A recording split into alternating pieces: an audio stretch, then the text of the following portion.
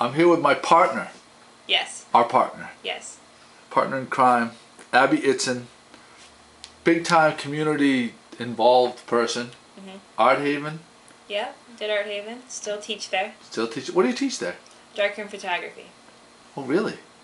Yeah. Oh, you could probably teach me a few things then. Yeah, you can come to my class. It's the Girl Scout troop right now. Well, I don't know how. Is there another one where there might be adults there? Yeah, there might be another one. Okay, that might be a little more appropriate. Yeah, but we're here to talk about the Partner with the Artist program that your grant was awarded because they loved your idea. Yep. And and it's coming up. What is the date? Date is May 21st, and that's a Saturday, and it's from 10 to 12. Okay, and people are going to come down here to our dock, Captain Joe and Sons. Yep. And why don't we get people excited about what they're going to see?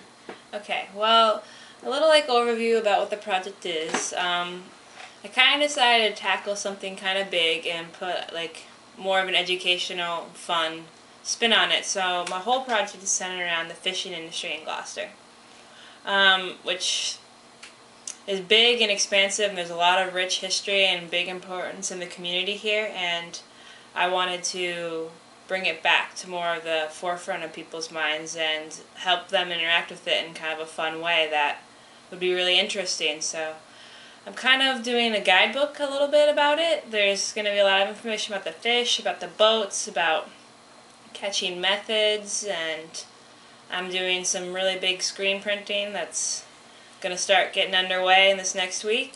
I want to interrupt you right here. Yeah. Only so people can, because the words do not do it justice. Because it's sort of on the idea of your biomes yes, project. It is. And people may or may not. We'll put some slides in to give people an idea. Okay. But your work in the biomes, what you present, you boil down all this information and you make it presentable and understandable, because like you said, it's a very complex and vast thing, but you really boil it down to all this information in short snippets, totally digestible.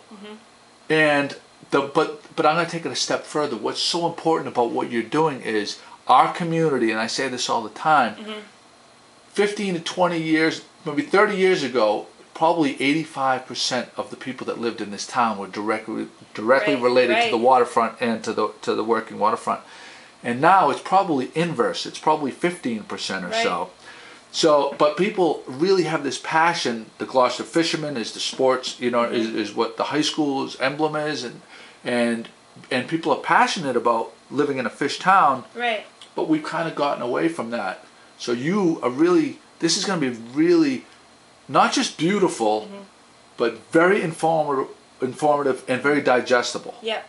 Yeah. That's the main goal, is to make these meaningful simplifications that, regardless of if you're a fisherman or if you lived in Gloucester your whole life, or if, like me, you're from the Midwest, so you didn't grow up with fish, you grew up with corn and other things like that, you can access information and you can walk away learning something and be excited about something and be able to reconnect with, like Joy was saying, the rich history of how Gloucester was founded and a major industry that's been such a big part of it.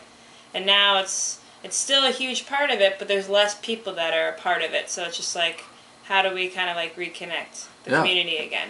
And there's all the little factoids about each different fish. How many pounds got landed of that fish? Yeah. And what are some of the key points on each fish that you'll have? Okay, some of the key points, or some of the data that I'm gonna have in this is talking about the annual landings, and so it was hard to get those going back very far, but I have those currently for 2010 for the fish, and so it's what is the market value of them, what's the annual landings that year, but going back to 1980, I have all that information as well, so it's going to be kind of a cool situation to see how many fish were landed. But it's presented visually. Yeah, it is. It's none of it is well, I mean, there are some written information, but it's mostly hangs on the illustrations. Yeah, it's you have to see it. It's amazing.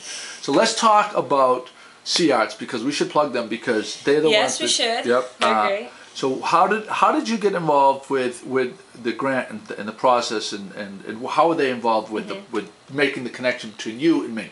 Okay, well, seARTS was an organization that I really became familiar with this summer when I was at Art Haven. We did a couple networking events with them, and just they're in and out of Art Haven, so we kind of like got familiarized, got to know a few people. And then Don Gatto, the director at Art Haven, just told me about this grant a couple days before it was due. So I was like, oh. I guarantee you 90% of these things get done the same exact way. So I was like, okay, so I need to come up with like a cover letter, a proposal, some imagery. All right. So I did all that and I submitted it, and kind of like didn't really know exactly all what it was when I was submitting it. Just read like the little bio that I had, and yeah, I just got it done. And yeah. Very cool. So seARTS is it's the partner with an artist. So you get this grant, and the whole idea is that you create art, but you partner with a local business or a local person in the community, and so it's just that kind of like crossing aesthetic lines and like taking, like, I don't know. It's kind of like what I did for Biomes. Like I was really involved with like the science department at Gordon, and they were like offering input and fact checking things, and so now it's just like that kind of cross-disciplinary approach to learning. So. Yeah, very exciting. So it's going to be here at you'll be able to see it here at Captain Joe's. It'll be on display. May 21st. Yep. May 21st, from 10 to 12. Yep. But will the installation be left up for a little while, or? Well, I'm not sure how the prints will hold up. So maybe like that day or the weekend, but probably not. Probably past that. But yeah. Okay. So come down. So come in the morning if you can. It'll have coffee and pastry and stuff or something for you guys. Something. And and we should thank the people at seARTS. Yes, thank you seARTS. This has been great. It's been a great process. Thank you, Abby. Thank you.